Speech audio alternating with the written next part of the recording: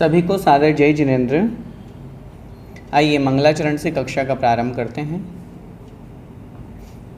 जिनवाणीं नमस्कृत्य मातृवत् हितकारिणीं लोकस्य वर्णनं किंचित् क्रियते त्रियथागमम्। पंच परमेष्ठी भगवान की जय। द्वादशांग जिनवाणी माता की जय। संत शिरोमणि आचार्य भगवंत 108 श्री विद्यासागर जी महाराज की जय। परम पूज्य गुरुदेव मुनि पुंगव श्री 108 सुधा सागर जी महाराज की जय। अढ़ाई द्वीपस्थ समस्त मुनिराजों की जय। करणानियोग भाग 3 हम पढ़ रहे हैं और उसमें चौथा अधिकार कल हमने प्रारंभ किया था।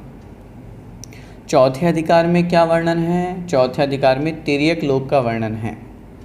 तिर्यक लोक का बहुत सामान्य से अगर हम देखें तो मध्य लोक का वर्णन है। वैसे मध्य लोक में ज्योतिषी देव भी आते हैं ऊर्ध्व की अपेक्षा से, लेकिन फिर भी उनका वर्णन हम पहले करके आ चुके हैं। यहाँ तिर्यक लोक समतल जो आठों दिशाएं जहाँ हमारी बनती है ऊर्ध्व और अधः को छोड़ करके उनका वर्णन है। असंख्यात द्वीप समुद्र का वर्णन है। रहने वाले उनमें जो मनुष्य और तिर्यंच है उनका वर्णन है। तो कल जो हमने पढ़ा था, आइए एक बार उसका हम संक्षेप में रिवीजन कर लेते हैं। तिर्यक लोक का स्वरूप क्या है या वह किसे कहते हैं? तो 1,00,000 योजन जो सुमेरु पर्वत है, उस सुमेरु पर्वत को ऊर्ध्व की अपेक्षा से, और जब हम आजू बाजू की बात करेंगे या चारों तरफ की बात करेंगे या आठों दिशाओं की बात करेंगे, उस दृष्टि से अगर हम लगाते हैं तो वहाँ पर जो एक राजू भाई एक राजू लंबा एक राजू चौड़ा, इस तरह का जो द्वीप बना हुआ है वो हमारा कहलाता है पूरा का पूरा मध्यलोक। ये देखिए, ये चित्र कल आपको बताया गया था। इसमें मध्यलोक तो पूरा है, तो उसमें जो कुछ कम 13 राजू ऊंचाई वाली त्रसनाडी और एक राजू लंबी एक राजू चौड़ी, ये जो बीच का स्पेस है केवल ब्लू कलर वाला, ये हमारा मध्यलोक का असंख्यात द्वीप समुद्र वाला स्थान कहलाता है। सबसे पहले नंबर का ये जम्बू द्वीप है जो थाली के आकार का है। उसके बाद अन्य जो द्वीप समुद्र ये सब चूड़ी के आकार के। ऐसे कितने द्वीप समुद्र हैं? तो उत्तर मिलेगा ऐसे असंख्यात द्वीप समुद्र हैं। मध्यलोक में कुल द्वीप समुद्रों की संख्या है हमारी असंख्यात। जैसा कि आपको इस चित्र में दिखाया गया है, ये असंख्यात द्वीप समुद्र इस तरह से बने हुए हैं। इस तरह से असंख्यात द्वीप समुद्र बने हुए हैं। बीच वाला जम्बू द्वीप है वो थाली के आकार का है। शेष जितने भी द्वीप समुद्र वो चूड़ी के आकार के हैं। इस तरह असंख्यात द्वीप समुद्र यहाँ पे हैं। उन असंख्यात द्वीप समुद्रों में सबसे पहले ये कहाँ पर हैं, ये महत्वपूर्ण बात जो हमने समझी थी। द्वीप जो हैं ये चित्रा पृथ्वी पर हैं और समुद्र जो है ये वज्रा पृथ्वी पर है। ये चित्रा और वज्रा पृथ्वी कहाँ हैं? जो हमने रत्न प्रभा पृथ्वी के 3 भाग किए थे, खर भाग, पंख भाग और अब बहुल भाग। उसमें से जो खर भाग है, उस खर भाग के जो खर भाग 16,000 योजन मोटाई वाला है, उस खर भाग में 1,000 योजन की 16 पृथ्वियाँ हैं। हम पहले वर्णन पढ़ के आ चुके हैं। उनमें पहली पृथ्वी चित्रा पृथ्वी, फिर वज्रा पृथ्वी, फिर वेडूरिया, इस तरह से 16 नाम दिए हुए हैं। तो चित्रा पृथ्वी पर पूरे के पूरे जितने भी द्वीप है, दिखने में मैंने कल भी आपसे कहा था, दिखने में सब ऐसा लग रहा है कि सब चित्रा पृथ्वी पर ही है, लेकिन जब हम तल की बात करेंगे तब सारे के सारे द्वीप जो हैं वो चित्रा पृथ्वी के ऊपर हैं, और जितने भी समुद्र है ये वज्रा पृथ्वी के ऊपर है। जितने भी, चाहे वो लवण समुद्र, चाहे कालो नदी हो, जितने भी समुद्र, स्वयं रमण समुद्र भी, ये सब वज्रा पृथ्वी के ऊपर है। मतलब 1,000 योजन तो इनकी गहराई है ही है। ये अपन को समझना चाहिए। प्रारंभिक कुछ द्वीप समुद्रों के नाम यहाँ पर दिए हुए हैं और उनका हमने ये भी समझा था कि उनका रंग कैसा है या उनमें जो पानी है उनका रस कैसा है। ये सारा का सारा वर्णन हमने कल इसमें पढ़ा था। उसमें सबसे पहला जो लवण समुद्र है, नाम है जैसा कि लवण समुद्र, तो लवण का मतलब क्या होता है? लवण का मतलब होता है नमक। तो नमक के समान जो इस तरह का रस वाला है, खारा रस वाला जो है वह लवण समुद्र है। जब हम कालोदरी समुद्र की बात करेंगे तो कालोदरी समुद्र सामान्य समुद्र है जिसमें पानी का जो रस है, ये देखिए मधु के समान कालोदरी समुद्र जो है सामान्य जल उसका रस कहा गया है। इसके बाद पुष्करवर समुद्र है, ये मधु के समान रस वाला है। वारुणीवर समुद्र है, इसमें वारुणी का मतलब होता है शराब, शराब के समान, शराब नहीं, शराब के समान रस वाला है। क्षीरवर समुद्र ये दूध के समान है। जैसा कि हम जानते हैं ना, क्षीर सागर से जल लाया जाता है, भगवान का अभिषेक किया जाता है उस स्थिति में, तो वो क्षीर सागर का जल है तो जल ही, लेकिन चूंकि वो दूध के समान रंग वाला है, दूध के समान स्वाद वाला है, इसलिए उसका नाम क्षीर सागर है। इनमें से महत्वपूर्ण बात हमको ये समझनी है, पहला जो द्वीप है जम्बू द्वीप, उसके चारों तरफ जो है लवण समुद्र है। धात्किखंड द्वीप दूसरा द्वीप है और उसके चारों तरफ कालोदधी समुद्र है। इन दोनों समुद्रों में ही जलचर जीव पाए जाते हैं, इन दोनों समुद्रों में ही जलचर जीव पाए जाते हैं। अन्य शेष जितने भी समुद्र हैं, अंतिम स्वयंभू रमण समुद्र को छोड़कर, उन सब में कोई भी जलचर जीव नहीं होता। समझ में आ रही बात? क्यों नहीं होता? क्योंकि वहाँ पर कर्म भूमि की रचना नहीं है। भोग भूमि में जलचर जीव नहीं होते हैं, ये जो समुद्र की हम बात कर रहे हैं। विकलत्र जीव भी वहाँ नहीं होते हैं, वो आगे और वर्णन आएगा, उसमें हम समझेंगे। यहाँ तक हमारा हो गया था। और ये जो विस्तार की अपेक्षा से हमने चर्चा की थी कि इसका विस्तार कितना है, तो हमने पढ़ा था जम्बू द्वीप का विस्तार 1 लाख योजन है। आगे के जितने भी द्वीप समुद्र हैं, इन सब का विस्तार दुगना होता जाता है। 2 लाख, 4 लाख, 8 लाख, 16 लाख, 32 लाख, 64 लाख, इस तरह से दुगना होता जाता है। यहाँ तक हमारा हो गया था। आइए हम अब आगे बढ़ते हैं। प्रश्न नंबर 145 निकाल लीजिए, पेज नंबर 52, 52 ये निकाल लीजिए। चलिए देखते हैं, जम्बू द्वीप की परिधि कितनी है। अभी हमने पहले वाले प्रश्न में ये पढ़ा था जम्बू द्वीप कितना योजन विस्तार वाला है, तो हमने पढ़ा 1 लाख योजन। उसका जो व्यास है वो कितना है, 1 लाख योजन। अब वो जो परिधि है वो कितनी है परिधि, तो ये प्रश्न किया जा रहा है, तो उत्तर मिल रहा है जम्बू द्वीप की स्थूल परिधि 3 लाख योजन और सूक्ष्म परिधि 3,16,227 योजन, 3 कोस, 128 धनुष और साधिक 13.5 अंगुल है। क्या मतलब हुआ? हम सभी, अगर थोड़ा बहुत हमें मैथमेटिक्स से याद हो, समझ में आता है, तो हम सभी इस बात को जानते हैं कि व्यास से तिगुनी परिधि होती है। जितना व्यास होता है मोटे रूप में, उससे 3 गुना परिधि कहलाती है। तो व्यास कितना है जम्बू द्वीप का? जम्बू द्वीप का व्यास हो जाएगा 1 लाख योजन, तो उससे 3 गुनी मतलब 3 लाख योजन उस जम्बू द्वीप की परिधि है, पूरा गोलाकार। अब जब हम सूक्ष्म दृष्टि लगाएंगे तो सूक्ष्म दृष्टि से ये 3,16,227 योजन, 3 कोस, 128 धनुष और साधिक 13.5 अंगुल। अब ये प्रश्न बना, ये कैसे निकला? ये जो 3,27,000, ये जो 3,16,000 आदि जो निकला ये संख्या, ये कैसे निकली, उसके लिए अगला प्रश्न दे रहे हैं। देखिए, परिधि निकालने की विधि क्या है? उत्तर, विस्तार का जितना प्रमाण है उसका वर्ग कर 10 गुणा करके पश्चात उसका वर्गमूल निकालने से परिधि का प्रमाण प्राप्त होता है। समझिए, थोड़ा सा समझने वाला विषय है। हम कह रहे हैं विस्तार का जितना प्रमाण है, विस्तार का कितना प्रमाण है, विस्तार कितना है जम्बू द्वीप का? 1 लाख योजन। ठीक है, 1 लाख योजन जम्बू द्वीप का विस्तार है। उसका वर्ग कर, वर्ग का मतलब स्क्वायर, 2 से 1 लाख गुणित 1 लाख कितना हो जाएगा? 1 लाख के आगे अभी 1 लाख लगा रहे हैं तो 5 जीरो आ रहे थे, अब उस 1 के आगे 10 जीरो लगा देंगे।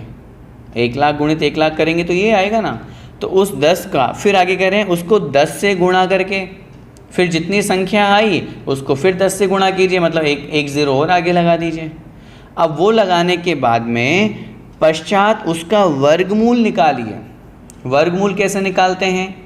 जैसे 4 का वर्गमूल 16 है ना, 4 गुणित 4, 2 गुणित 2 4, 4 गुणित 4 16, 3 गुणित 3 9। तो ऐसे ही उसका वर्गमूल निकालेंगे। जितनी हमारी संख्या आएगी, 1 के आगे 10 बार जीरो वहाँ लगाई थी वर्ग करने पे, और 10 से गुणा करने फिर 1 जीरो और लग गई। इसका मतलब हुआ 1 के आगे 11 जीरो लगाने पर उसका जो हम वापस वर्गमूल निकालेंगे तो वो वर्गमूल कितना आएगा? वो आएगा 3,16,227 योजन। ये इस संख्या में आएगा वो। ये परिधि निकालने का तरीका है। जितना विस्तार होता है उस विस्तार का वर्ग किया जाता है। वर्ग का मतलब स्क्वायर, जितना है उससे 2 बार गुणा करो, उतना उसी संख्या को आपस में गुणा करना है। फिर उसके बाद में उसको 10 से गुणा करना है। 10 से गुणा करने के बाद फिर उसका वर्गमूल निकालना है। पहले वर्ग करना, फिर 10 से गुणा करना, फिर वापस वर्गमूल निकालना। जैसे उदाहरण से हम समझें, 8 × 8 64 हो गए। तो 64 टोटल अगर माना है कि 64 हमारी संख्या आ जाती है, तो उस 64 का वर्गमूल निकालेंगे तो क्या आ जाएगा? 8 आ जाएगा। 100 का वर्गमूल निकालेंगे तो क्या आ जाएगा? 10 आ जाएगा। 81 का 81 का वर्गमूल निकालेंगे तो क्या आ जाएगा? 9 आ जाएगा। 16 का वर्गमूल निकालेंगे तो 4 आ जाएगा। ऐसे ही इस संख्या का जो हम वर्गमूल निकालेंगे तो हमारे पास संख्या आएगी 3,16,207, जो ऊपर पूरी संख्या दी हुई है। ये वर्गमूल निकालने की विधि है। स्थूल रूप से अगर हमें याद रखना है तो हमें ये रखना है 1,00,000 योजन का जो व्यास है उससे 3 गुना उसकी परिधि है। ये जम्बूद्वीप का विस्तार यहाँ पे बताया। अगला प्रश्न, नंदीश्वर द्वीप में 52 अकृत्रिम चैत्यालय किस प्रकार हैं? पहले द्वीप का नाम जम्बूद्वीप, फिर उसको चारों तरफ से घेरे हुए है क्या? लवण समुद्र। फिर उसको चारों तरफ से घेरे हुए धात के खंड द्वीप, फिर उसको चारों तरफ से घेरे हुए है कालोदधी समुद्र, फिर पुष्करवत द्वीप। इस तरह से द्वीप समुद्र द्वीप समुद्र द्वीप समुद्र बनते हैं। 8वां द्वीप हम पढ़ते हैं कौन सा? नंदीश्वर द्वीप। ये नंदीश्वर द्वीप कहाँ है, कैसा है, इसका कितना विस्तार है? इसमें 52 जिनालय हम पढ़ते हैं। 8मो द्वीप नंदीश्वरम भास्वरम भवन 52 प्रतिमा नमो सुखकरम। अष्टानिका पर्व के दिनों में हम नंदीश्वर द्वीप की पूजा करते हैं, विधान करते हैं, उसका महत्व भी समझते हैं। ये है कहाँ नंदीश्वर द्वीप? उत्तर मिलेगा 8वें द्वीप का नाम नंदीश्वर द्वीप। अब उसके बारे में हम जानकारियाँ लेते हैं, फिर चित्र से बाद में समझेंगे। पहले यहाँ देखिए, 163 करोड़ 84 लाख योजन प्रमाण विस्तार वाले अष्टम नंदीश्वर द्वीप की चारों दिशाओं में एक एक अंजन गिरी है। क्या मतलब हुआ? जब हम दुगना दुगना लगाएंगे, जब दुगना लगाएंगे तो दोगुना दोगुना लगाने पर एक दिशा में, जैसे उदाहरण से समझिए, जम्बूद्वीप पर 1,00,000 योजन पूरा गोल, इधर से इधर पूर्व से पश्चिम का नाप करें अथवा उत्तर दक्षिण का नाप करें तो भी 1,00,000 योजन। जो उसके बाद में लवण समुद्र आया वो कितना है? 2,00,000 योजन। 2,00,000 योजन कहाँ हैं? 2,00,000 योजन इस दिशा में है। तो इस तरह से वो गोल पूरा घूम रहा है, तो इस दिशा में भी 2,00,000 है, ऊपर भी 2,00,000 है, इधर भी 2,00,000 है, नीचे भी 2,00,000 है। 2,00,000 योजन सब तरफ हैं।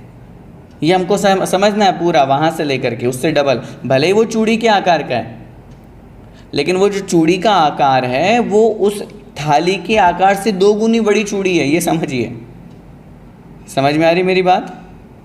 थाली जितनी बड़ी है उससे 2 गुनी आकार वाली चूड़ी है। इस तरह से पूरी लंबी जा रही है, इस तरह से पूरा गोल। फिर उसका आगे जो चूड़ी के आकार का धात के खंड द्वीप है वो 4,00,000 योजन, फिर 8, फिर 16, फिर 32। इस तरह से जब हम डबल डबल डबल डबल करते जाएंगे, दोगुना दोगुना करते जाएंगे, तो 7 द्वीप और 7 समुद्र के बाद में 8वें द्वीप का विस्तार 163 करोड़ 84 लाख योजन आएगा। थोड़ी सी प्रैक्टिस ज़रूर होगी, लेकिन मेरा निवेदन है अपनी कॉपी में इसको ज़रूर कीजिएगा। अभी नहीं, क्लास के बाद कीजिएगा, ज़रूर कीजिएगा। कुछ नहीं करना, हमको एक डबल करना है संख्या। आप लिखते जाएंगे 1, 2, 4, 8, 16, 32, 64, 128, 256, 512, 1024, उसके बाद में 2048, 4096, फिर 8192, 8192 के बाद फिर 16,384। ये आई क्या? 16,384 को अगर अपन लाख आगे लिख देंगे तो 163 करोड़ 84 लाख आ जाएगा। आप उसमें फिर लगा लीजिए हम जो एक द्वीप एक समुद्र, एक द्वीप एक समुद्र लगा करके 7 द्वीप समुद्र जहाँ ख़त्म हो जाए 8वीं संख्या वहाँ आ जाएगी। और हमने 1 लिखा था तो 1 के आगे क्या लिखा हुआ है, लाख, तो उसके आगे जितनी संख्या आएगी उसके आगे हम लाख लिख देंगे, तो वो एक दिशा का विस्तार 163 करोड़ 84 लाख योजन आ जाएगा। ये 8वां द्वीप है। इस 8वें द्वीप के चारों दिशाओं, नंदीश्वर द्वीप की चारों दिशाओं में एक एक अंजनगिरी है, पूर्व दक्षिण पश्चिम और उत्तर। वह पर्वत कितना है, 1000 योजन गहरा, 84,000 योजन ऊंचा और 84,000 योजन प्रमाण विस्तार युक्त समवृत्त है, समान गोलाकार में है। अपन लोग जब नंदीश्वर द्वीप की पूजन करते हैं तो वहाँ पढ़ते हैं ढोल सम गोल ऊपर तले सुंदरम, ढोल के समान गोल। एक तो होता है ढोलक जो बीच में से थोड़ा चौड़ा होता है, साइड में से थोड़ा छोटा होता है, वो नहीं, ढोल होता है ना, ढोल पूरा, ढोल जो होता है जो ऊपर से पूरा फ्लैट, नीचे से फ्लैट और बीच में से पूरा गोल होता है। कैसा है वो, तो वो बताया जा रहा है 84 लाख योजन ही उसकी हाइट है और 84 लाख योजन ही वो फैला हुआ है, गोल पूरा गोल जो फैला हुआ है वो 84 लाख योजन ही फैला हुआ है। इसलिए उस ढोल के समान गोल ये जो हमारा पूरा का पूरा नंदीश्वर का अंजनगिरी है। अंजनगिरी 1000 योजन तो गहराई नींव जमीन में है और फिर उसके बाद में ऊपर 84,000 योजन है, 84,000 योजन ऊंचा और 84,000 ही उसका विस्तार है। अंजनगिरी की चारों दिशाओं में 1-1 लाख योजन विस्तार वाली 4 वापिकाएं हैं, 4 बावड़ियां बनी हुई है। कहाँ पे, अंजनगिरी की चारों दिशाओं में 4 बावड़ियां हैं और वापिकाओं के बहुमध्य भाग में, मतलब बीचों बीच में दही के सदृश वर्ण वाला 1000 योजन गहरा और 10,000 योजन ऊंचा और 10,000 योजन प्रमाण विस्तार वाला गोल एक दधिमुख पर्वत है। बीचों बीच में वो जो बावड़ी है उस बावड़ी के बिल्कुल बीचों बीच में सफ़ेद रंग का दधिमुख, दधी मतलब दही, अंजनगिरी काले वर्ण का है, कृष्ण वर्ण का है, दधिमुख जो है वो दही के वर्ण का सफ़ेद वर्ण वाला है। 1000 योजन की उसकी नींव है ज़मीन में, 10,000 योजन लंबाई चौड़ाई वाला और 10,000 योजन ऊंचाई वाला। इस तरह से वो गोल, वो भी गोल ढोल के समान गोली बना हुआ। सारे वहाँ के जो पर्वत है वो ऐसे ही हैं। और बावड़ियों के दोनों बाह्य कोनों पर 2-2 रतिकर पर्वत हैं, बाहर के 2 कोनों पे। वैसे तो रतिकर चारों कोनों पे बने हुए हैं, लेकिन जब हम बात करेंगे अकृत्रिम चैत्यालयों की तो वो बाहर के 2 कोनों पे हैं, जो 250 योजन गहरे, 1000 योजन ऊंचे और 1000 योजन विस्तार वाले गोल हैं। जमीन में कितने हैं वो अंदर, वो है 250 योजन गहरे नींव और 1000 योजन ऊंचाई वाले और 1000 योजन ही विस्तार वाले हैं। इस तरह 4 अंजनगिरी, 16 दधिमुख और 32 रतिकर मिलकर 52 पर्वत हैं और प्रत्येक पर्वत पर 100 योजन लंबे, 50 योजन चौड़े एवं 75 योजन ऊंचे एक अकृत्रिम चैत्यालय हैं, जिनमें अष्ट प्रात्याहार्य युक्त 108 जिन प्रतिमाएं हैं। अब इसको हम थोड़ा सा चित्र के माध्यम से समझते हैं तो हमको बहुत जल्दी और बहुत अच्छे से समझ में आ जाएगा। नंदीश्वर द्वीप जो है ये 8वां द्वीप है और इस 8वें द्वीप में चूँकि जब हम पूजन करते हैं तो इसके बारे में पढ़ते हैं कि यहाँ मात्र देवतागण जाकर के और भगवान की पूजा अर्चना करते हैं। ये देखिए आप लोगों के समक्ष ये नंदीश्वर द्वीप का चित्र है। ये बीच में लिखा हुआ है 7 द्वीप 7 समुद्र। थोड़ा सा हम इसको और जूम कर लेते हैं। ये 7 द्वीप और 7 समुद्र, 7वां द्वीप और 7वां समुद्र लिख दिया है। कहने का भाव यही है कि यहाँ तक 7 द्वीप और 7 समुद्र हो गए। अब ये जो नंदीश्वर द्वीप ये चूड़ी के आकार का दिख रहा है, अगर अपन बीच के इस 7 द्वीप 7 समुद्र को हटा देंगे तो ये कितने एक चूड़ी टाइप में बन जाएगा ना, बिल्कुल गोल। वही चीज़ यहाँ है। अब इसका विस्तार क्या है, ये देखिए एक दिशा में 163 करोड़ 84 लाख योजन। कितना है, यहाँ से लेकर के यहाँ तक पूरा।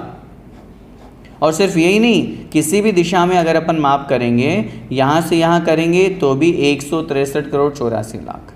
जैसे चूड़ी बराबर होती है ना सब जगह से, चूड़ी ऐसी है तो जैसे वो है तो ऐसे पूरा का पूरा गोल ये बने हुए हैं। अब इसमें हम एक दिशा की बात करें, जैसे फॉर एग्जांपल हम पूर्व दिशा की बात करते हैं। ये पूर्व दिशा का जो चित्र है वो हमने थोड़ा सा जूम करके आपके समक्ष रखा।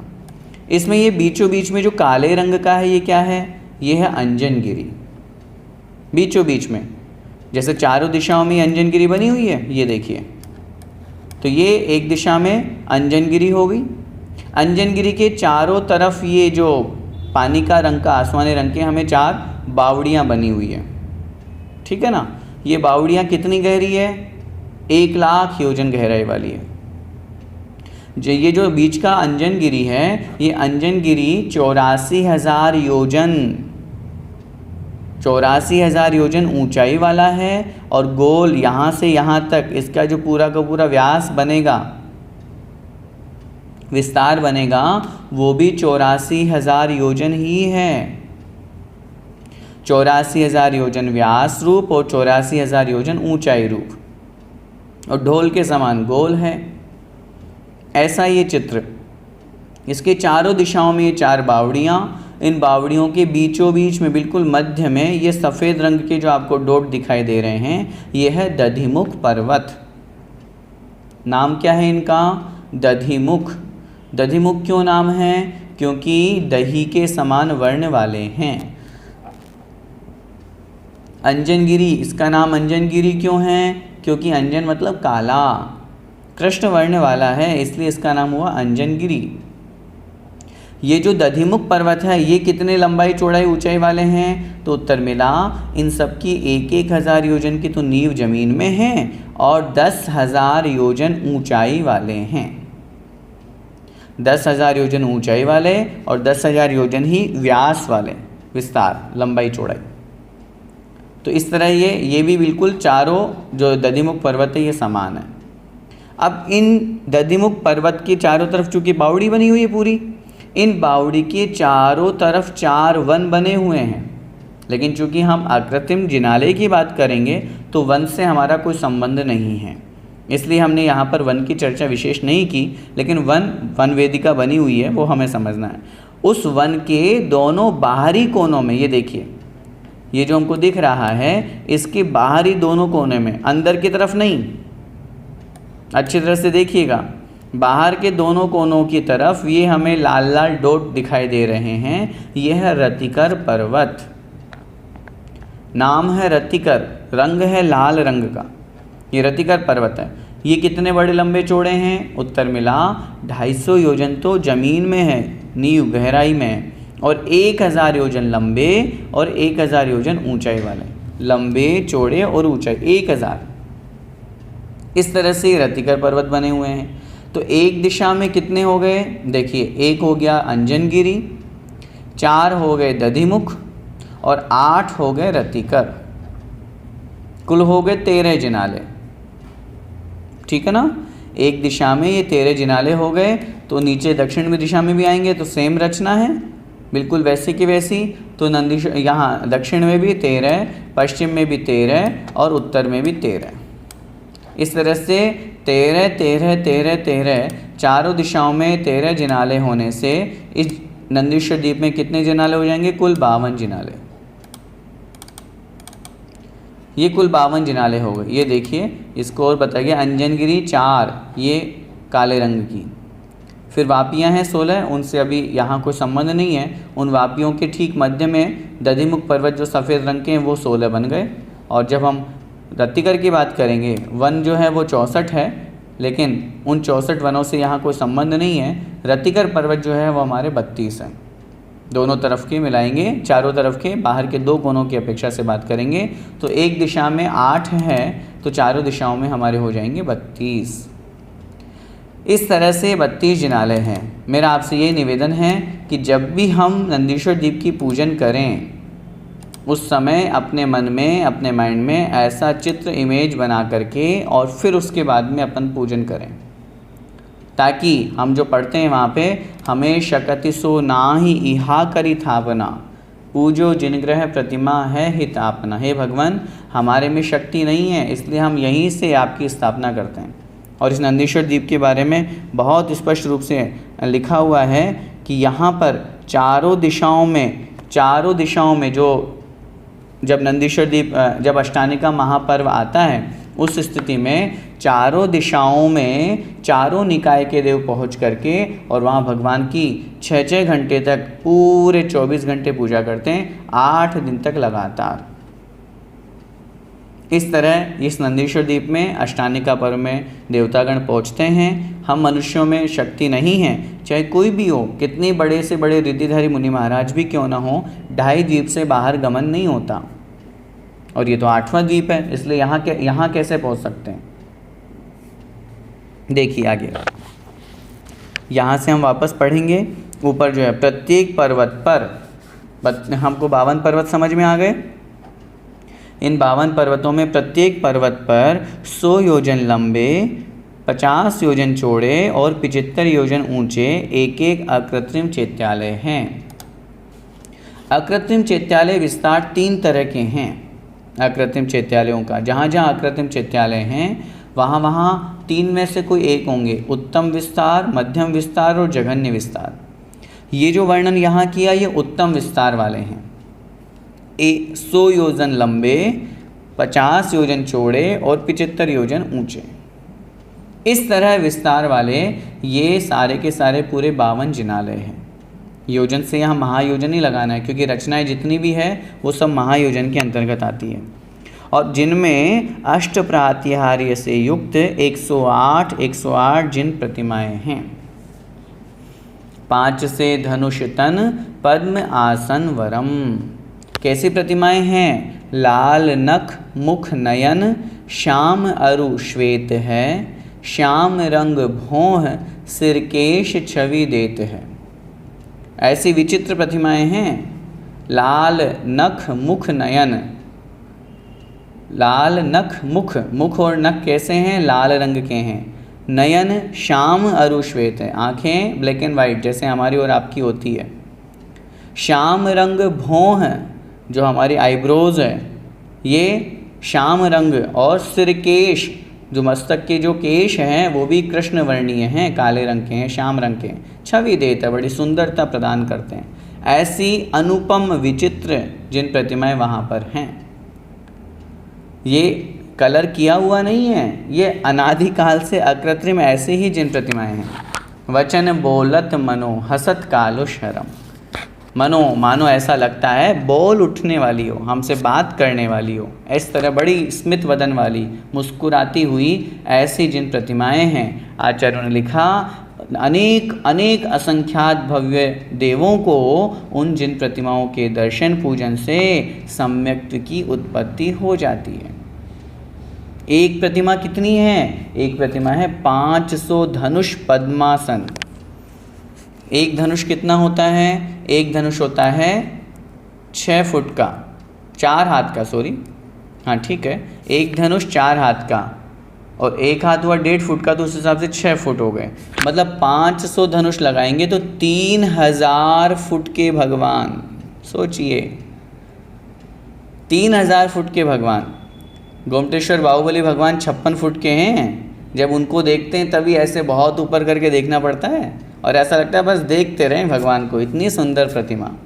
और जब 56 फुट भगवान में या पद्मासन की बात करें तो कुंडलपुर के बड़े बाबा हैं, बिजोलिया में पूज्य गुरुदेव ने बड़े बाबा भी स्थापित करवाए, प्रतिष्ठा करवाई। उन बड़ी प्रतिमाओं पद्मासन को भी देखते तो ऐसा लगता है और कितनी विशाल प्रतिमा, बस देखते रहें भगवान को। तो ऐसी स्थिति में जब 500 धनुष की पद्मासन प्रतिमा को देखेंगे तो कितना आनंद आएगा, बड़ा अलौकिक दृश्य होता है। और ऐसी एक प्रतिमा नहीं, एक जिनालय में 108 जिन प्रतिमाएं होती हैं एक जिनालय में। और जब 108 जिन प्रतिमा एक जिनालय में होती है तो ऐसा एक जिनालय नहीं, 52 जिनालय हैं भैया। अब जब सुनने में इतना अच्छा लग रहा है तो निश्चित रूप से जब दर्शन पूजन करेंगे तो कितना अच्छा लगेगा। हम तो यही भावना भाते हैं कि हम शीघ्रता से, भाई मोक्ष तो वर्तमान पंचम काल में होना नहीं है, तपस्या साधना अपने अनुसार करते हुए देव पर्याय को प्राप्त हो और वहाँ पहुँच करके बड़े ठाट बाट से अकृत्रिम जिनालयों की पूजा अर्चना करें, ये भाव रखें। या क्या कह रहे हैं आगे देखिए। अष्टानिका पर्व के समय प्रत्येक दिशा के 13-13 चैत्यालयों में चारों निकाय के इंद्र अपने परिवार के साथ अनवरत 64 प्रहर तक 2-2 प्रहर के क्रम से महापूजा करते हैं। क्या मतलब हुआ? 13-13 जिनालय एक दिशा में हैं। उदाहरण से समझिए, जैसे माना कि एक दिशा में, एग्जाम्पल से समझ लें, पूर्व दिशा में भवनवासी, तो इधर भवनवासी देव यहाँ 2 प्रहर, एक प्रहर 3 घंटे का होता है, एक प्रहर 3 घंटे का होता है, तो 2 प्रहर का मतलब हो गया 6 घंटे। अपन बोलते हैं ना 2 प्रहर हो गई, तो क्यों बोलते हैं 2 प्रहर हो गई? 6 घंटे बीत गए सूर्योदय को।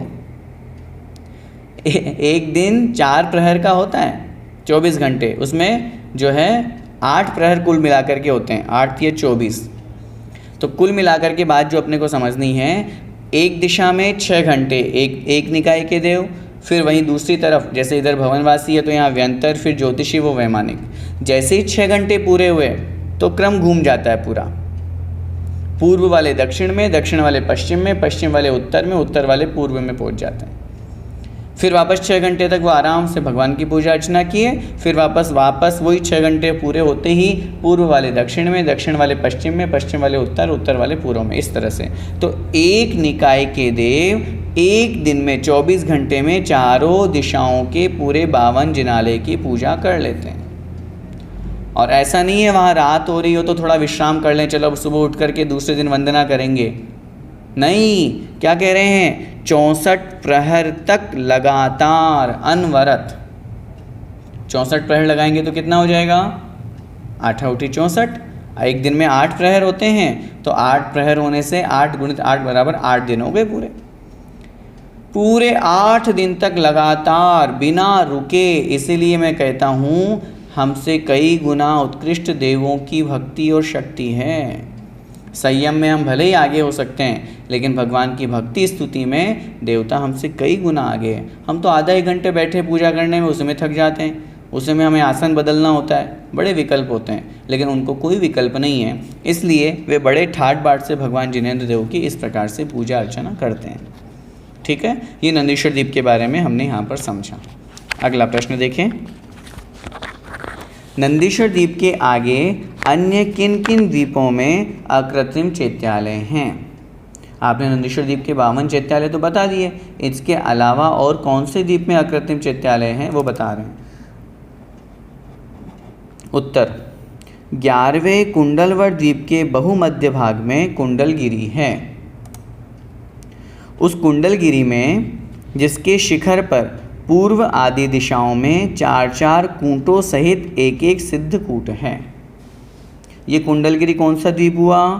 कुंडलवर द्वीप 11वें नंबर का द्वीप। 8वां द्वीप हुआ, उसके बाद फिर समुद्र आएगा, फिर द्वीप, फिर समुद्र, फिर द्वीप, फिर समुद्र, और फिर 11वें नंबर पे आए कुंडलवर द्वीप। इस कुंडलवर द्वीप के बीचों बीच में, जैसे अगर आगे वैसे हम पढ़ेंगे 2.5 द्वीप का जहाँ वर्णन आएगा, जैसे पुष्करवर द्वीप के बिल्कुल मध्य भाग से मानुषोत्तर पर्वत जा रहा है, बिल्कुल गोलाकार, बिल्कुल मध्य भाग से, ऐसे ही कुंडलवर द्वीप के बिल्कुल बीचों बीच से एक पर्वत जाता है। एक पर्वत वहाँ बना हुआ है, उसका नाम है कुंडलगिरी। गिरी मतलब पर्वत, कुंडलवर पर्वत या कुंडलगिरी। उस कुंडलगिरी के शिखर पर, जिसके मतलब टॉप पॉइंट पर, पूर्व आदि दिशाओं में 4-4 कूटों सहित एक सिद्ध कूट है। 4-4 कूट बने हुए हैं और फिर उसमें सिद्ध कूट बना हुआ है, जो 4 कूटों के मध्य में एक सिद्ध कूट, एक जिनालय, फिर इधर एक सिद्ध कूट, एक जिनालय। इस तरह से चारों दिशाओं में 4 जिनालय कुंडलवर द्वीप के कुंडलगिरी की चारों दिशाओं में हो गए। अब फिर आगे बढ़े तो 13वें रुचिकवर द्वीप है, उसमें भी जिनालय है तो जिनालय 4 ही, लेकिन वहाँ कूट का मतलब होता है टोंक, छतरी, जो ऊपर का शिखर बनता है वो कूट कहलाता है। तो ऐसे भव्य जिनालय वहाँ बने हुए हैं। तो अब वो रुचिकगिरी में जो 4 जिनालय है वो कैसे हैं वो देखें। 13वें रुचिकवर द्वीप के बहुमध्य भाग में स्वर्णमय रुचकवर पर्वत है, बिल्कुल मध्य भाग में। ऐसे ही रुचिकवर द्वीप बना हुआ है पूरा, और उस द्वीप के बिल्कुल बीचों बीच में से एक पर्वत जाता है जिसका नाम है रुचिकवर पर्वत। उस रुचिकवर पर्वत के ऊपर पूर्व आदि 4 दिशाओं में पृथक पृथक 8 कूट हैं।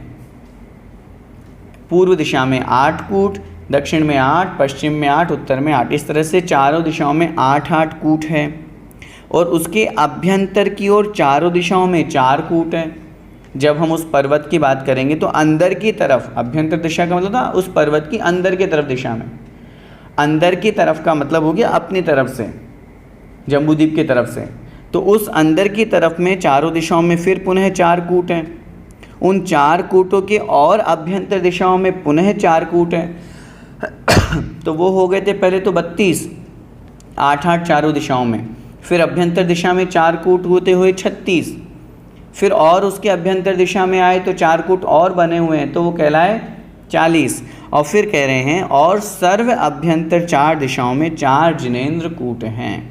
और फिर उसके और अंदर आते हैं, अभ्यंतर का मतलब और अंदर की तरफ जो दिशा बनी हुई है उसके चारों दिशाओं में 4 कूट हैं।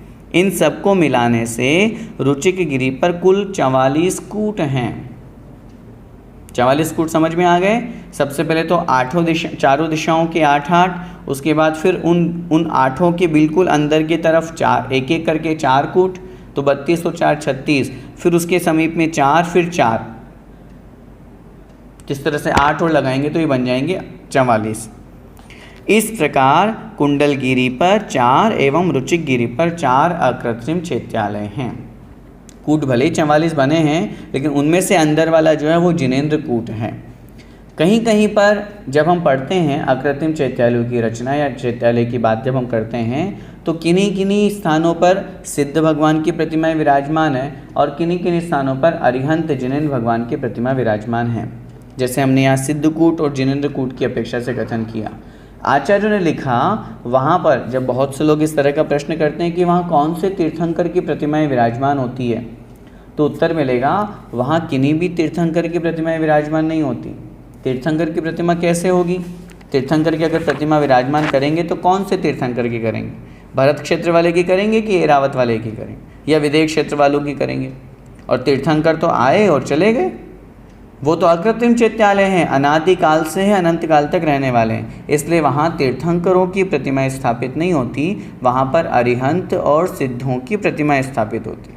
उनमें आचार्यों ने भेद किया। अरिहंतों की प्रतिमा कैसी होती है? उन्होंने लिखा जो अष्ट प्रातिहार्य से युक्त हो, श्रीवत्स का चिन्ह हो, हाथों में रेखाएं हो, नख और केश हो, वे अरिहंत भगवान की प्रतिमाएं होती है। मुख्य लक्षण अष्ट प्रातिहार्य। जैसे यहाँ पर हम देखते हैं भगवान के ऊपर हम 3 छत्र लगाते हैं, सिंहासन, चंवर, सब कुछ, तो उन अष्ट प्रातिहार्य से संयुक्त जितनी रचनाएं बताई जा सकती है, जितना हो सकता है तदनुसार जो होती है वो अरिहंत भगवान की जिन प्रतिमाएं हैं। और जहाँ पर ये अष्ट प्रातिहार्य से रहित होते हैं जो प्रतिमाएं, श्रीवत्स का चिन्ह नहीं होता, हाथों में रेखाएं नहीं, नख केश नहीं, चिन्ह तो होने का सवाल ही नहीं, तो ऐसी जो जिन प्रतिमाएं होती हैं वे होती है सिद्ध भगवान की प्रतिमा। तो इस प्रकार अकृत्रिम चैत्यालयों में अलग अलग स्थानों पर अलग अलग वर्णन पाया जाता है। किन्हीं किन्हीं अकृत्रिम चैत्यालयों में अरिहंत भगवान की प्रतिमाएं हैं, किन्हीं किन्हीं में सिद्ध भगवान की प्रतिमाएं हैं। तो यहाँ जो अभी हमने वर्णन पढ़ा ये इस प्रकार नंदीश्वर द्वीप के आगे, जब हम आप लोगों ने अगर नाम सुना होगा 13 द्वीप विधान या मंडल विधान अपन करते हैं, तो ये 13 द्वीप क्या हुआ? ये इस तरह से 13 द्वीप बनते हैं। 13 द्वीप की पूजा नहीं कर रहे हैं अपन, लेकिन पहले से लेकर के 13वें द्वीप रुचिकवर द्वीप तक अकृत्रिम चैत्यालय है, उसके आगे अकृत्रिम चैत्यालय नहीं है। इसलिए पहले, दूसरे और 2.5 द्वीप तक तो है ही। आगे प्रश्न आएगा इसमें मध्यलोक के जो 458 अकृत्रिम चैत्यालय हैं वो कैसे होते हैं, उसका डिटेल आगे दिया जाएगा। कुल जो हम अकृत्रिम चैत्यालय पढ़ते हैं, पहले भी बताया था आपको, 8,56,97,481 ये अकृत्रिम चैत्यालय हैं कुल तीनों लोक में जो काउंटेबल हैं। उनमें से 7,72,00,000 अधोलोक के, वो हमने पढ़ लिए थे भवनवासी देवों से संबंधित। 84,97,023 जो ऊपर के ऊर्ध्वलोक के वैमानिक देवों से संबंधित, उनके उतने विमान हैं। और शेष 458 मध्यलोक के हैं। ये मध्यलोक के 458 इन्हीं को मिला के 2.5 द्वीप को, 2.5 द्वीप के बाहर नंदीश्वर द्वीप के 52, फिर कुंडलगिरी के 4 और रुचिकगिरी के 4, इन सबको मिलाएंगे तो 458 हो जाएंगे, वो आगे हम समझेंगे। अगला प्रश्न देखिए, रुचिक पर्वत स्थित कूटों में कौन कौन देवियाँ कहाँ पर निवास करती है तथा उनकी विशेषता क्या है? क्या वहाँ देवियाँ भी रहती है, और देवियाँ रहती तो उनका क्या कार्य होता है, वो यहाँ बताया जा रहा है। देखिए, रुचिक पर्वत के ऊपर पूर्व दिशा के 8 कूटों में, अभी अपन पढ़े थे ना, चारों दिशाओं में 8-8 कूट होते हैं, तो रुचिक गिरी की पूर्व दिशा के 8 कूटों में 8 देव कुमारियाँ निवास करती हैं। ये भृंगार धारण कर जिन माता की सेवा करती हैं। भृंगार का मतलब क्या होता है? कलश। भृंगार का मतलब होता है कलश। तो भृंगार आदि को धारण करके और जिन माता की सेवा करती है, हम जो पढ़ते हैं ना 56 देवियाँ आती हैं, उनमें से, वैसे तो मैं आपको बहुत स्पष्ट करूं, इस विषय में बहुत खोज की गई, लेकिन 56 देवियों के स्पष्ट नाम कि 56 कौन कौन सी होती है वो नहीं प्राप्त हो पाए। लेकिन ये इस तरह का वर्णन करके और यहाँ से कुल मिला करके फिर 56 बना दी जाती है कि 8 प्रकार की जो हैं, 8 देवियों में से 6 तो श्री धृति कीर्ति है, और ये इस प्रकार कूट से आने वाली 8 चौका 32 और भी जो आगे वर्णन आएगा, इस तरह से कुल मिला करके 56 हो जाती है। लेकिन 56 का पर्टिकुलर कोई नाम शास्त्रों में कहीं पढ़ने को नहीं मिल पाया। तो ये जो माता की सेवा करते समय 56 देवियाँ मनाते हैं, 56 कुमारियाँ मनाते हैं, वो यही है। उस अपेक्षा से अपन को ये समझ करके चलना है। तो 8 देव कुमारियाँ निवास करती हैं और उसमें भृंगार आदि लेकर माता की सेवा करती है। दक्षिण की 8 दिशाओं के 8-8 कूटों में निवास करने वाली 8-8 देव कुमारियाँ हाथ में दर्पण लेकर, 3 छत्र धारण कर एवं चंवर धारण कर क्रमशः जिन माता की सेवा करती है। कोई छत्र लगा रही है, कोई चंवर ढो रही है, कोई किसी प्रकार से उनको दर्पण लेकर के उनकी सेवा कर रही है। हम जो दृश्य देखते हैं पंचकल्याणक आदि के अवसर पे, तो ऐसे माता की सेवा में पूरा अपना समय देती हैं वे देवियाँ। अभ्यंतर कूट होगी, ये तो हो गई चारों दिशाओं की में से। अब उसके आगे कह रहे हैं उनमें से अभ्यंतर कूट है। अभ्यंतर कूट में 4 दिशाओं में 4 हैं, 4 कूट बने हुए हैं। उनमें पूर्वाधिक चारों दिशाओं में निवास करने वाली देवियाँ, 4 देव कुमारियाँ तीर्थंकर की जन्म काल में सर्व दिशाओं को धारण करती है, सर्व दिशाओं को निर्मल करती है। क्या मतलब हुआ? पहले जो हमने पढ़ा, देखिए वहाँ पर 8 देवियाँ एक दिशा की, पहले दिशा की पूर्व दिशा की तो बताई दी भृंगार लेकर के, फिर उसके 8 अगली दिशा में जो 8 कूट आए उनमें से वो देवियाँ दर्पण लेके, फिर पश्चिम दिशा में जो 8 कूट आए वहाँ के देवियाँ छत्र को रख करके, और फिर उसके आगे की उत्तर दिशा की 8 देवियाँ ये हो गए चंवर को धारण करती हुई उनकी सेवा करती है, तो 32 ही हो गई। फिर उसके बाद अभ्यंतर कूट में आए, ये चारों दिशाओं के 8-8 मूल हो गए। उसके बाद में अभ्यंतर में 4, एक दिशा में एक और बना हुआ है।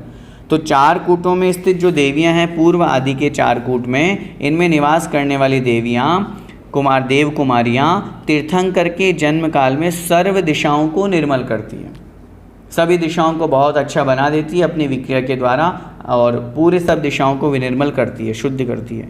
और फिर उसके आभ्यंतर की 4 कूटों की पूर्वाधिक 4 दिशाओं में निवास करने वाली 4 देव कुमारियाँ तीर्थंकर के जन्म समय में जात कर्म करने में कुशल रहती हैं। जात कर्म का मतलब जो जन्म होता है, उस जन्म की क्रिया को कराने में वो पूरी की पूरी कुशल होती है, और उन्हीं के माध्यम से तीर्थंकर बालक की उत्पत्ति होती है। तो 8 के बाद में 4, फिर 4 और फिर आगे के 4 में तो जिनेन्द्र कूट बने हुए हैं। तो 44 में से 4 हटा करके शेष 40 प्रकार की यहाँ पर देव कुमारियों की बात की। ये जो माता की सेवा करने के लिए देवी आती है, वो इसी प्रकार यहाँ से ग्रहण की जाती है। ठीक है, समझ में आया? बस आज के लिए इतना ही। अब आगे आपके प्रश्न उत्तर देखते हैं। कल से एक नया विषय प्रारंभ होगा, तिर्यन चौका वर्णन, तो हम उसको फिर आगे देखेंगे। अब आगे आपके प्रश्न उत्तर ले लेते हैं।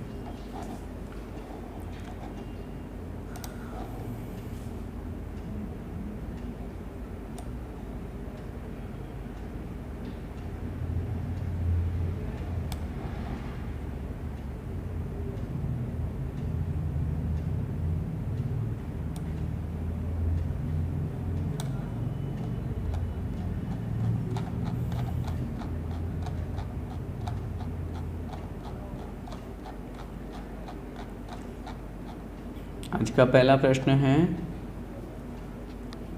लवण समुद्र में सूर्य व चंद्रमा की गति तेज हो जाती है क्या सुमेरु पर्वत के परिक्रमा करते हुए। क्योंकि हमने जो वर्णन पढ़ा था उसमें जम्बूद्वीप में स्थित सूर्य चंद्रमा की गति का वर्णन बताया गया था। लवण समुद्र में रहने वाले जो सूर्य चंद्रमा हैं वो अपने अनुसार गति करते हैं।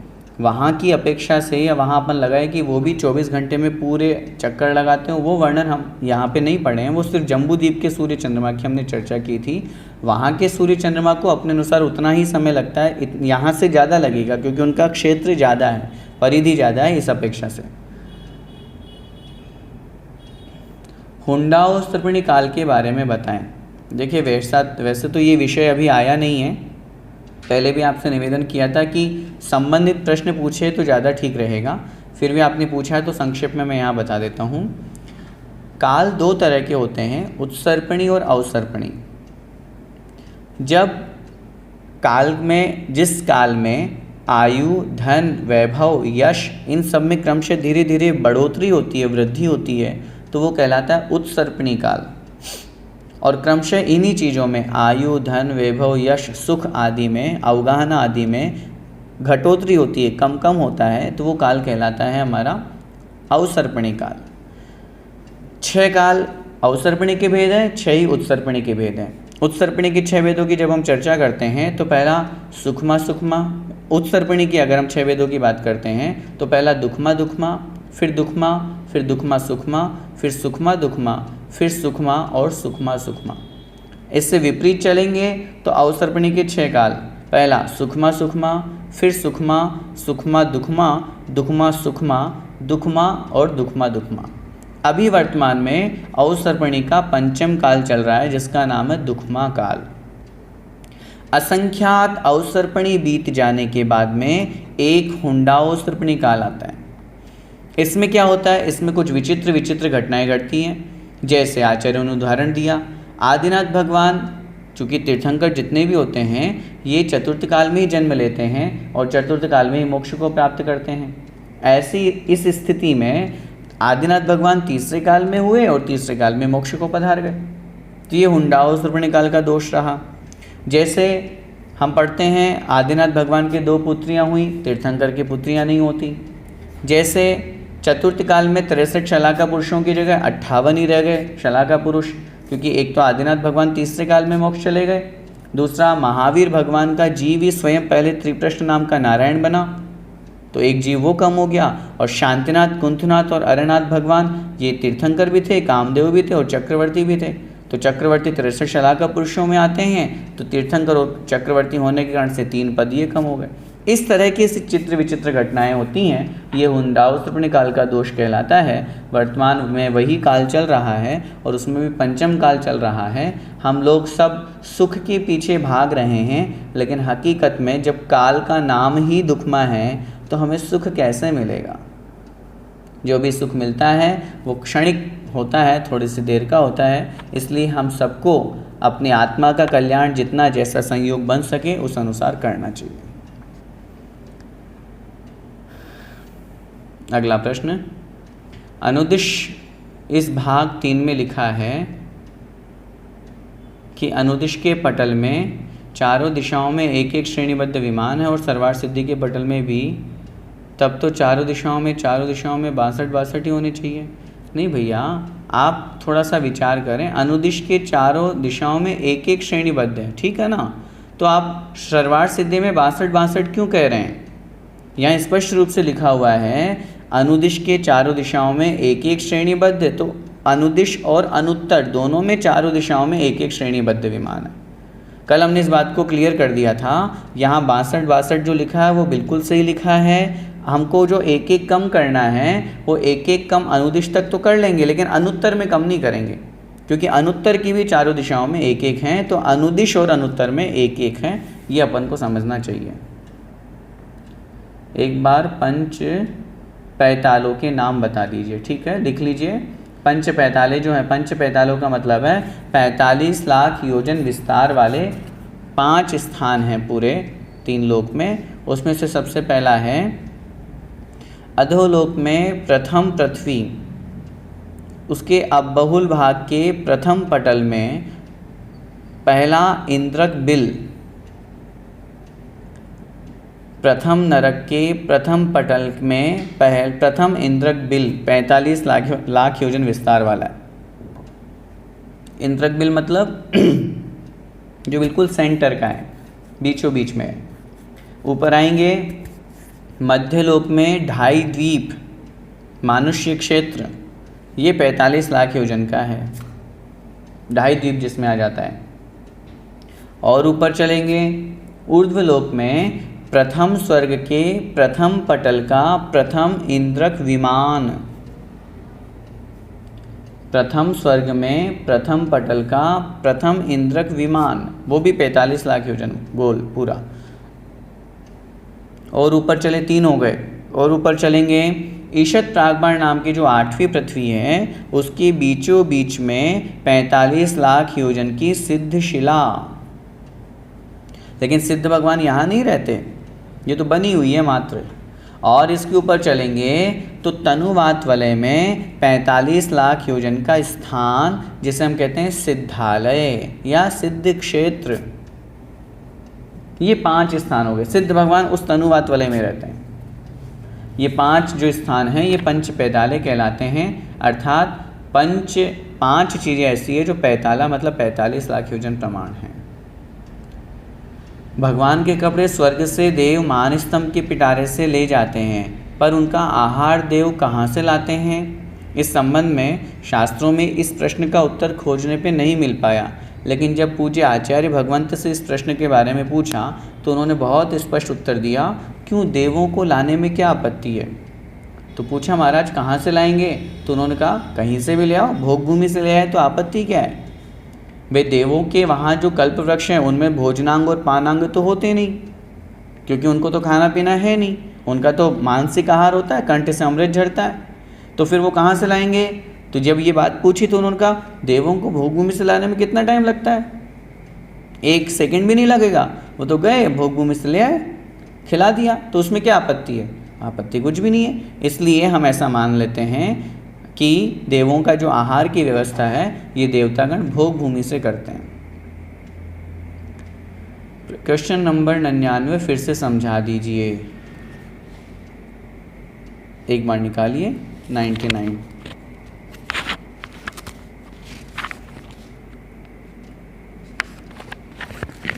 सूर्य का ताप कहाँ तक फैलता है ये इसमें बताया गया। देखिए, आभ्यंतर वीथि में स्थित सूर्य की अपेक्षा कथन। आभ्यंतर वीथि का मतलब अंदर की पहली वीथि, पहली गली। थोड़ा सा इसके बारे में आज जानने से पहले अपन ये समझ लें, जो पहली वीथि है, जो 184 गलियां बनी हो ना सूर्य की, उसमें जो पहली गली में है उस समय उसका ताप कहाँ तक फैलता है वो बता रहे हैं। जम्बू द्वीप के व्यास का अर्धभाग 50,000 योजन है। भाई व्यास पूरा कितना है? 1 लाख, उसका आधा कितना हो जाएगा? 50,000। इसमें से द्वीप संबंधी 4 क्षेत्र का प्रमाण, 4 क्षेत्र का मतलब क्या होता है? गमन का स्थान, गमन की जो गली बनी हुई है वो 180 योजन घटा देने पर 50,000 माइनस 180 बराबर 49,820 योजन अवशेष रहा। क्यों ये 180 क्यों घटाया? 180 इसलिए घटाया, आपने इसमें प्रश्न भी किया है, 180 माइनस करने पर अगम्य क्षेत्र, तो 180 जो हमने घटाया है वो 180 योजन की तो गली है ना उसकी, जिसमें वो गमन कर रहा है। 4 क्षेत्र का मतलब गमन क्षेत्र, तो इसलिए उसको माइनस किया है। तो ऐसी स्थिति में अतः मेरु पर्वत के मध्य से लगाकर अभ्यंतर वीथि पर्यंत उत्तर दिशा में सूर्य का आताप 49,820 योजन, जिसको यहाँ पर मील में किया गया है, 19,92,80,000 मील दूर तक उसका विस्तार फैलता है, उसका ताप फैलता है।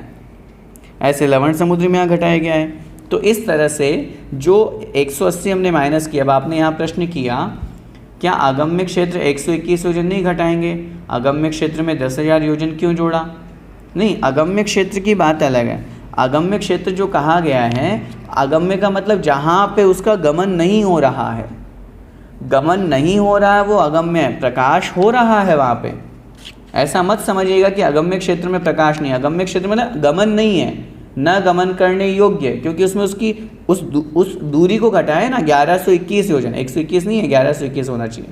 1121 योजन दूर जा करके और फिर पहली गली बन रही है उसकी, तो ये अगम्य क्षेत्र हो गया। तो अब उसका प्रकाश जो फैल रहा है वो इधर भी तो फैलेगा नीचे की तरफ, तो इस अपेक्षा से उसको नहीं घटाया गया है, क्योंकि यहाँ ताप की बात चल रही है, यहाँ गमन की बात नहीं चल रही है।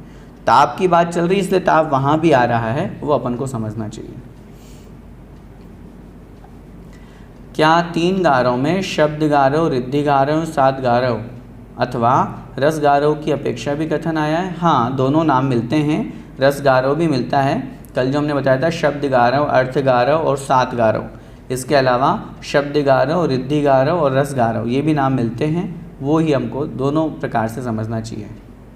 पंच पैताला ये जो है 45 लाख योजन के होते हैं क्या? हाँ बिल्कुल वही होते हैं। जो समुद्र लवण रूप में दिखाई देता है, क्या वही लवण समुद्र है भारत देश में? जो समुद्र लवण रूप में दिखाई देता है? नहीं भैया, आप भारत देश में जिस समुद्र को आप लवण समुद्र कह रहे हो, तो समुद्र तो सारे खा रहे हैं। अगर इनको आप लवण समुद्र मान लेंगे तो फिर जम्बूद्वीप किसको मानेंगे? और जम्बूद्वीप अगर इसको मान लेंगे तो फिर मैं कह रहा हूँ सुमेरु पर्वत कहाँ है? चलो वंदना करने चलें। वर्तमान का पूरा विश्व भरत क्षेत्र में आर्यखंड का एक टुकड़ा मात्र है, बस। ये गंगा सिंधु नदी, ये थोड़ी ना गंगा सिंधु नदी है जो हम पढ़ेंगे, जो हम पढ़ते हैं मध्यलोक में, उस भरत क्षेत्र के 2 भाग करते हुए निकलती है हिमवंत पर्वत से। अगर इसको हम गंगा सिंधु मान लेंगे फिर तो सब विदेशों को म्लेच्छ खंड मानना पड़ेगा। फिर वहाँ जा रहे हैं तो फिर हमें हिमवंत पर्वत मिलना चाहिए, वहाँ अकृत्रिम चैत्यालय मिलना चाहिए। ये सब चीज़ें वर्तमान में हम इन प्रश्नों के उत्तर न हमारे पास में हैं न किसी साइंस के पास में हैं। हम सिर्फ इतना कह सकते हैं वर्तमान का पूरा विश्व इतना ही है, क्योंकि जब हम गंगा सिंधु नदी आदि की रचना पढ़ते हैं वो इतनी लंबी चौड़ी नदियाँ हैं, इतनी बड़ी नदियाँ हैं, जितना वर्तमान का समुद्र है हमारा, उतनी बड़ी बड़ी तो नदियाँ हैं। 14,000 सहायक नदियाँ हैं। तो अगर आप इस गंगा नदी को मान लेंगे तो इसकी सहायक नदियाँ किसको मानेंगे? और दूसरी बात हमेशा ध्यान रखें, ये तो अकृत्रिम रचनाएं हैं, ये थोड़ी ना छोटी बड़ी हो जाएंगी कि गंगा नदी सिमट करके छोटी हो गई या फैल गई। ये तो अकृत्रिम रचनाएं हैं, इसलिए वर्तमान में इस बात को अपन, इसको जो आपने कहा वो हम स्वीकार नहीं कर सकते। हम लोग क्या सब द्वीपों के ऊपर रहते हैं? क्यों भैया, आप तो जम्बू द्वीप के ऊपर रहते हैं ना, जम्बू द्वीप में रहते हैं, द्वीप के ऊपर तो कैसे रहेंगे? द्वीप के ऊपर का मतलब जम्बू द्वीप में। जम्बू द्वीप में अभी हम आगे पढ़ेंगे, जम्बू द्वीप में 7 क्षेत्र होते हैं, भरत, हेमवत, हरिविदेह, उनमें से भरत क्षेत्र में रहते हैं। भरत क्षेत्र के भी आर्यखंड में हम लोग निवास करते हैं। हम पढ़ते तो हैं, जब अपन पूजा करते हैं महार्घ्य चढ़ाते हैं, जम्बू द्वीपे भरत क्षेत्रे आर्यखंडे भारत देशे राजस्थान प्रांते जयपुर मंडले सांगानेर नामनी नगरे, ये सब एक एक शब्द बोलते हैं। तो सब द्वीपों में तो कैसे रहेंगे? हम रहेंगे तो किसी एक द्वीप में, और द्वीप के ऊपर नहीं, द्वीप में रहते हैं, ऐसा समझना चाहिए। कमठ का जीव अभी कहाँ है? कमठ का जीव जब पार्श्वनाथ भगवान की जब हम बात करते हैं, उनके ऊपर उन्होंने उपसर्ग किया, तो चूँकि वो व्यंतर देव था, तो उस अपेक्षा से अभी जो पार्श्वनाथ भगवान का निर्वाण महोत्सव अपन मनाते हैं, तो महावीर भगवान और पार्श्वनाथ भगवान में लगभग जो अंतर रहा उस दृष्टि से घटाते हैं। पार्श्वनाथ भगवान की आयु 100 वर्ष की थी, तो उस दृष्टि से लग ऐसा रहा है कि वो अभी व्यंतर देव रूप में ही होगा। इसका वर्णन शास्त्रों में कहीं आया नहीं कि कमठ का देव फिर वहाँ से कहाँ अच्युत होकर के मरण को प्राप्त हुआ या फिर वहाँ से कहाँ मोक्ष गया, ऐसा वर्णन कहीं नहीं आया। बस वहाँ ये इतना वर्णन वहाँ तक है कि उसने आकर के क्षमा याचना की भगवान से और अपने पापों का प्रायश्चित करने स्वरूप सारे के सारे परिणामों को विशुद्ध बनाया और क्षमा याचना की और बैर भाव को वहीं समाप्त किया। अब उसके बाद में उसके परिणामों के अनुसार अगर आयु पूरी नहीं हुई होगी तो अभी व्यंतर देव में ही समझना चाहिए। क्या अन्य समुद्रों में निगोदीय जीव होते हैं? निगोदीय जीव तो सब जगह होते हैं, मात्र समुद्र में नहीं। कौन सी जगह है जहाँ निगोदीय जीव नहीं होते? विकलत्र की बात करेंगे तो विकलत्र जरूर नहीं होते ढाई द्वीप के बाहर, और उसमें उस अपेक्षा निगोदीय जीव तो सब जगह हैं, इसलिए ऐसा नहीं समझना। समुद्र का तल 1000 योजन गहरा है, तो क्या पनडुब्बी जो कहा जाता है कि तल तक जाती है, वे 1000 योजन नीचे जाती है?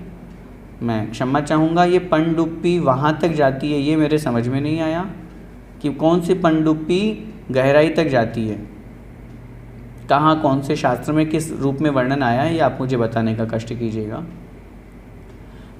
तिर्यक लोक में मध्यलोक के ज्योतिषी देव का स्थान तो ऊर्ध्वलोक में आता है, इसमें क्यों कहा? इसलिए तो बताया आपको, तिर्यक लोक सामान्य से समतल 8 दिशाओं के रूप में होता है, लेकिन चूंकि अब मध्यलोक कोई एक मोटे रूप में तिर्यक लोक कहा जाता है, तो ऊंचाई की जब अपन बात करेंगे तिर्यक लोक कितना ऊंचा है, मध्यलोक कितना ऊंचा है, तो वो 1,00,000 योजन का सुमेरु पर्वत, और इसीलिए उस 1,00,000 योजन के सुमेरु पर्वत में चित्रा पृथ्वी से 790 योजन से 900 योजन के बीच का जो 110 योजन का स्पेस है, उसमें ज्योतिषी देवों का गमन होता है, उनका निवास होता है। तो जब अपन तिर्यक लोक की बात करें तो अभी समतल 8 दिशाओं की इसमें हम चर्चा करेंगे।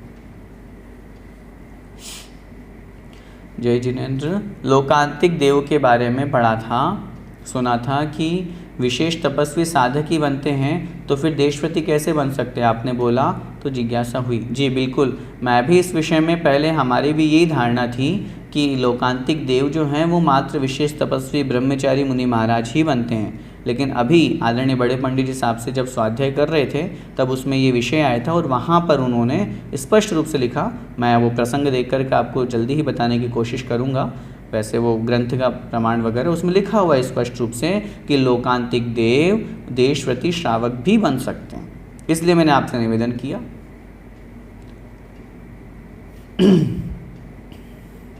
पहली गली में जब चंद्रमा होता है वह सबसे अधिक पास में होता है, इस कारण से वह पूरा दिखता है, और सबसे आखिरी गली में अर्थात 15वीं गली में जब वो होता है तो सबसे दूर होता है, इसलिए अमावस होता है क्या? हाँ बिल्कुल यही समझना चाहिए, इसमें कोई आपत्ति नहीं है। क्या हम यही समझे? बिल्कुल ऐसा ही समझना चाहिए। बड़े पंडित जी साहब ने अंतिम समुद्र चौकोर बताया था, मैं क्षमा चाहूँगा, मैं जहाँ तक उनसे पढ़ा हूँ समुद्र चौकोर नहीं बताया होगा, उन्होंने बताया होगा कि जो 1 राजू योजन और 1 राजू चौड़ी और लंबी, ये चौकोर है पूरा, समुद्र तो पूरा गोल ही है।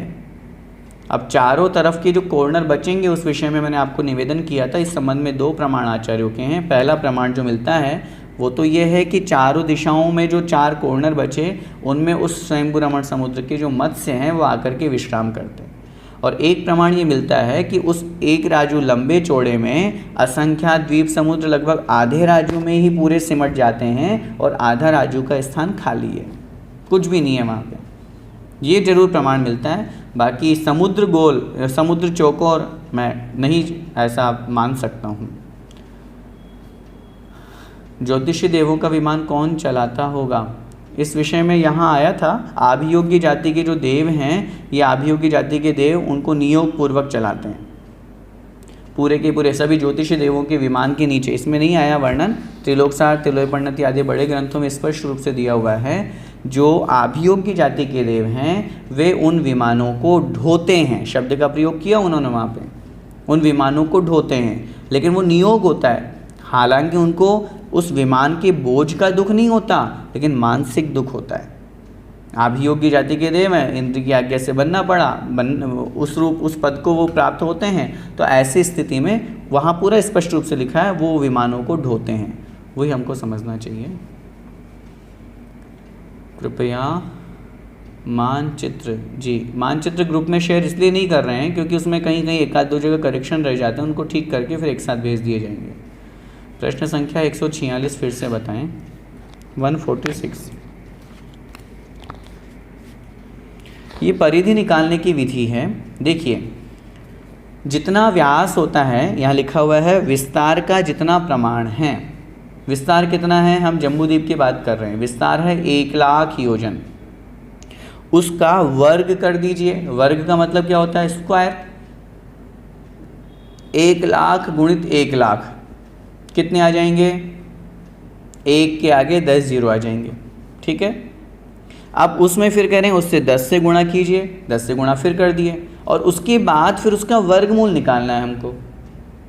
तो वर्गमूल निकालने का मैंने आपको तरीका बताया, जैसे 16 का वर्गमूल 4 बनता है, 9 का वर्गमूल 3 बनता है, 3 का वर्ग 9, शब्द समझिएगा, 3 का वर्ग 9 और 9 का वर्गमूल 3, तो हमको जो वो संख्या परिमाण आया उसका जब हम वर्गमूल निकालेंगे तो हमारे पास ये ऊपर की संख्या आ जाएगी 3,16,227 योजन 3 कोस, और ये सारा का सारा पॉइंट्स में आ जाएगा वहाँ पे।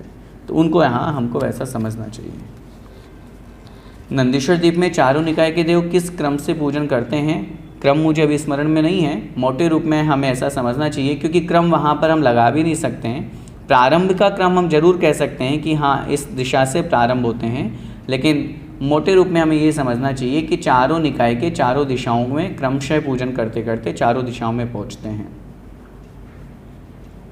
सुना है भोग भूमि में स्वर्ग से भी ज़्यादा सुख है, तो प्रश्न संख्या 139 के उत्तर में भोग भूमि से ज़्यादा देवेंद्र का सुख बताया है, ऐसा कैसे? आपने ठीक सुना है, वो सामान्य रूप से कहा जाता है क्योंकि देवेंद्र की बात जब वहाँ की गई है, जब प्रश्न ये किया गया कि स्वर्ग से ज़्यादा सुख भोग भूमि में है, क्यों?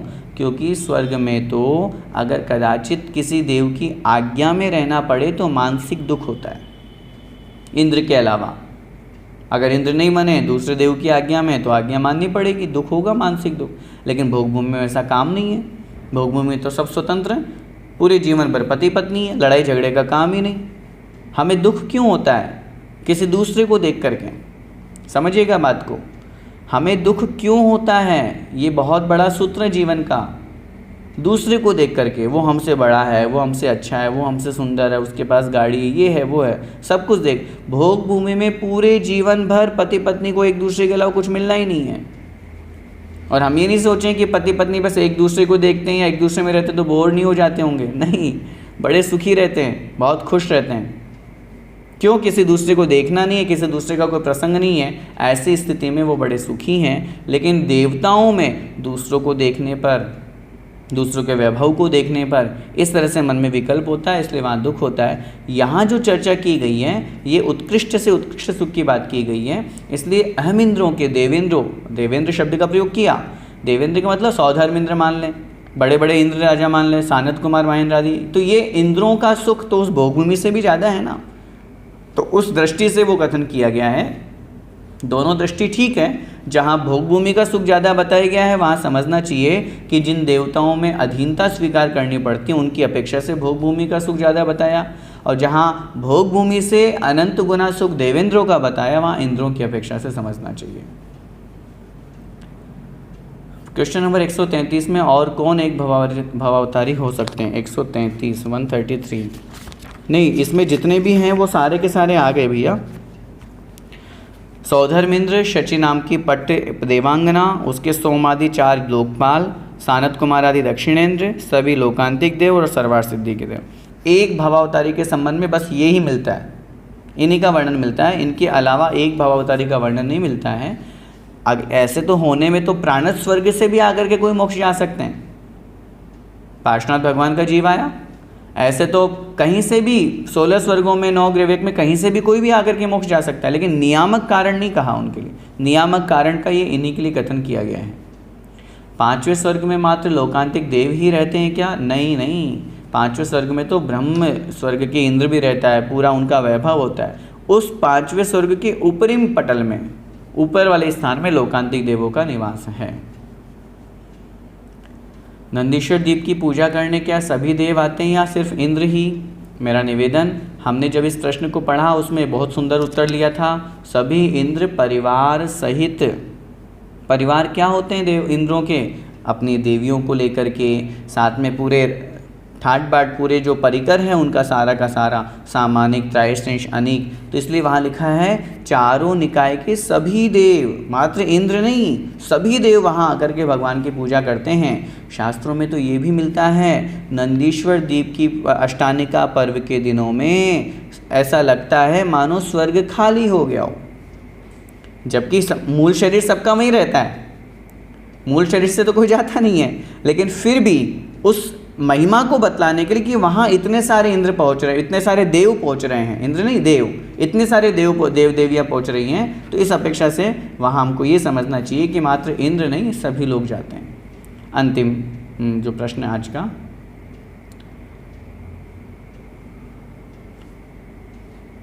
क्या सिद्ध भगवान की प्रतिमाएं अष्टमंगल द्रव्यों से सहित नहीं होती? नहीं होती, बिल्कुल नहीं होती। न अष्ट प्रातिहार्यों से सहित होती है और न अष्टमंगल द्रव्यों से सहित होती है, क्योंकि अष्टमंगल द्रव्य भी अर्यंत भगवान के आगे आगे होते हैं। अष्ट प्रातिहार्य भी अर्यंत भगवान की महिमा के अंतर्गत है। सिद्ध भगवान निराकार है, अशरीरी हैं। चित्र रूप में या प्रतिमा के रूप में अगर हम बनाते हैं, प्रतिमा के रूप में हम बनाते हैं, तो सिद्ध भगवान की प्रतिमा कैसी होती है उसके संबंध में यही वर्णन शास्त्रों में मिलता है कि सिद्ध भगवान की जो प्रतिमाएं हैं वे अष्ट प्रात्यार्य अष्टमंगल द्रव्यों से रहित होती है। श्रीवत्स का चिन्ह नहीं होता, हाथों में रेखाएं नहीं होती, नख और केश नहीं होते। सामान्य जैसे आत्मा का एक आकार होता है वैसा आकार रूप वहाँ पे दिखाया जाता है। इस बात के साथ में मैं ये भी निवेदन करना चाहूँगा, बहुत समय पहले से आजकल हमारे मंदिरों में एक प्रतिमाएं रखी होती, कटिंग वाली प्रतिमाएं, जो बीच में खांचा होता है ना, इसमें से निकाल दिया, स्पेस निकाल दिया, कटिंग वाली प्रतिमाएं। ये कटिंग वाली प्रतिमाएं लोग कहते हैं सिद्ध भगवान की प्रतिमाएं। ये सिद्ध भगवान की प्रतिमा नहीं है, ये तो एक स्पेस मात्र हमको दिखाने के लिए कि देखो ये शरीर था और इसमें से आत्मा निकल गई। ये सिद्ध भगवान ऐसे निराकार होते हैं, लेकिन वाकई में सिद्ध भगवान की प्रतिमा का ऐसा स्वरूप किसी भी शास्त्र में नहीं मिलता। पूज्य गुरुदेव कहते हैं इनका कोई पंचकल्याणक नहीं होता, इनकी प्रतिष्ठा नहीं होती, इनकी अंकन्यास कुछ भी क्रियाएं नहीं होती है। इसलिए ऐसी प्रतिमाओं का अभिषेक पूजन नहीं करना चाहिए। ये 12वीं शताब्दी में आशाधर जी जो हुए, पंडित आशाधर जी, जिन्होंने सागार धर्मामृत, अंगार धर्मामृत ग्रंथ लिखा, उन्होंने लोगों को बतलाने के लिए, समझाने के लिए कि सिद्ध कैसे होते हैं, तो इस तरह का आकार बना करके लोगों को बताया था। धीरे धीरे भविष्य में उनके जाने के बाद उनकी अनुपस्थिति में लोगों ने वैसी प्रतिमाएं बनाना शुरू कर दी, लेकिन वो गलत है, क्योंकि पंचकल्याणक में अंकन्यास होता है। पूरे शरीर के अंग प्रत्यंगों पे, आँख पे कोई अंक लिखना है, नाक पे कोई अंक लिखना है, तो अब जब आँख और नाक बने हुए नहीं तो अंक किस पे लिखेंगे? सूर्य मंत्र दिया जाता है तो सूर्य मंत्र किस पे देंगे जब रूप ही नहीं है? तो इसलिए उन प्रतिमाओं की प्रतिष्ठा नहीं होती है। मंदिरों में रखे हुए हैं, उनको एक अलग स्थान पे रख दें ताकि उनकी अभिनय भी ना हो। बाकी अगर उनको गला करके अन्य प्रतिमा के रूप में बना सकते हैं उसमें कोई आपत्ति नहीं है, ऐसा पूज्य गुरुदेव का कहना है। बस आज के लिए इतना ही।